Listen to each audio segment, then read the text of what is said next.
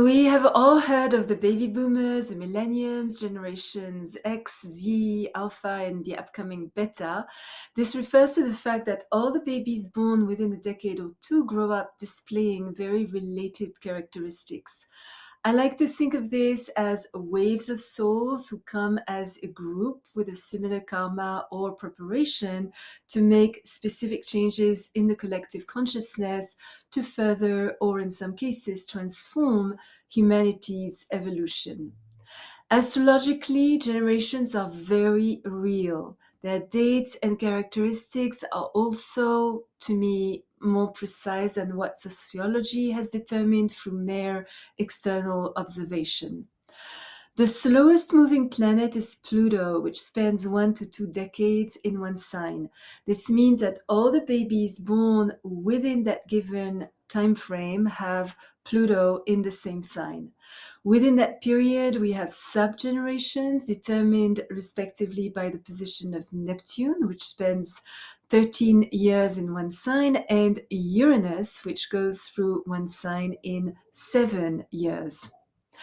As we are about to welcome a new generation, Generation Beta, who will have Pluto in Aquarius, I'd like to study Generation Jones, generally accepted to encompass everybody born between 1954 and 1965.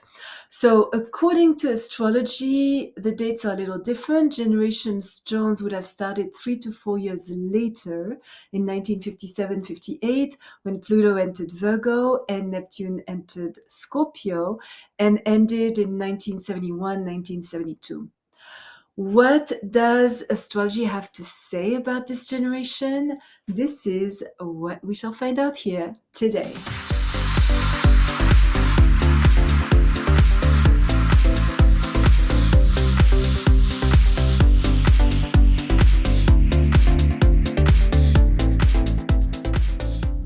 Good morning, bonjour, welcome to my channel where we talk about all things astrological. Michelle Karen, astrologer, shaman, author of Astrology for Enlightenment, published by Simon & Schuster, New York, as well as the astrologically based Oracle deck, Attuning with the Quantum. I was selected to be the astrologer to the stars at the 78th Academy Awards in Hollywood. According to sociologists, Generation Jones began in the prosperous 60s, but as teens and young adults were sobered up by the rise of unemployment, terrorism, the deindustrialization, oil embargoes, and the Watergate scandal. Yet they did not complain and kept working hard, hoping for better days to return. They craved big jobs and big money.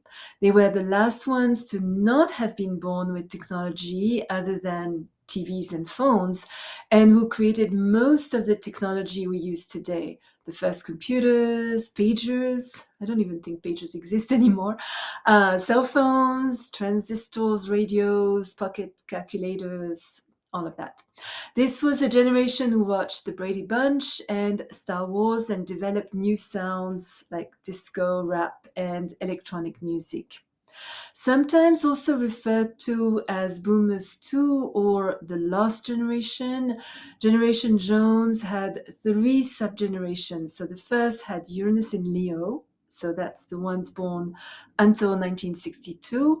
The second, the longest and most significant, had Uranus in Virgo, 1962 to 1969. And the third and last had Uranus in Libra from 1969 until the end, as well as from 1970 on Neptune in Sagittarius, which of course began the transition into Generation X. Between 1956 and 1962 came those children born with Uranus in Leo. As the first wave, they formed the transition between the Boomers and Generation Jones. A lot of difficulties in adapting to the post-war reality resulted in an explosion of new artistic concepts. Those children were born rebels. They were very difficult, even destructive. Their forcefulness and strong will made it hard for them to cooperate with each other. They were very self-confident, even egocentric, and gave rise to some tyrannical leaders and dictators with the definite goal to rock the apple cart. They felt the need to create new living standards and love more freely. But it is really between 1962 and 1969 that Generation Jones made its true mark on evolution as Uranus joined Pluto in Virgo. There was a lot of social unrest, and we may remember May 68 in France, where the students went into a revolution, took to the streets, built barricades, rebelling against old values. There was a need to blast the world to pieces and get rid of outmoded moral values. Labor unions became political forces, civil rights movements rose a little bit everywhere, automation started replacing human workers, the revolutionary changes in science, employment, and technology intensified. They became very aware of pollution and the management of waste and introduced concepts of the concept of recycling. A lot of advanced medical research took place during that time. They became very conscious of the necessity to return to Mother Earth, insisted on good nutrition and healthy diets, normalized the use of vitamins and organic foods, brought great advances in public health, and discovered miracle drugs. That's also the time where we started, seeing prepackaged meals. Now, with Neptune in Scorpio, 1957 to 1970, psychedelic drugs opened new realms of consciousness, precipitating an identity crisis. During that time, new methods of birth control were introduced, which brought about the sexual revolution. Original lifestyles, free love, and a looser sexual morality were explored. The exploitation of sex for commercial purposes became also more open. Toys, gadgets were given to children in place of true love, which led to a form of exaggerated materialism and constant dissatisfaction as a result. But on the other hand, there was a deeper need to explore our inner worlds, life after death, as well as understand ancient mysteries and the laws of life. Many psychics were born during that period. That is where started the popularity of the effect of mind over matter and how our thoughts affect our physical health. Towards the end of that generation, preparing the arrival of Generation X starting in 1968, Uranus entered Libra, which led to the explosion of the family unit. The form was less important than independence, and how our relationships truly supported each person's individuality was essential. People preferred living together to being legally married, and there were also more divorces, resulting in increased numbers of single parents. New forms of art appeared. Music became more psychedelic, colors more fluorescent, glitter, all that stuff.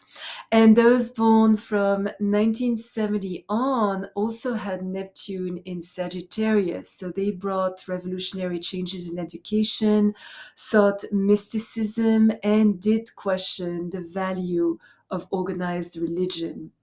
This spiritual quest for truth led to geographic upheavals, exploring different cultures, and the practice of meditation. There was an explosion of sects, gurus, and real as well as false prophets. That subgeneration brought a better understanding, though, that the divine resides everywhere, in everything, and in everyone. In future videos, I shall be breaking down the other astrological generations, so please stay tuned. If you are already subscribed to my channel, thank you so much. Your comments are always appreciated. If you enjoyed this video, you are most welcome to place a thumbs up, hit that bell to be notified when I upload a new video once or twice, sometimes a week. Remember, as always, choose your battles, walk in beauty. Thank you for watching. Until next time.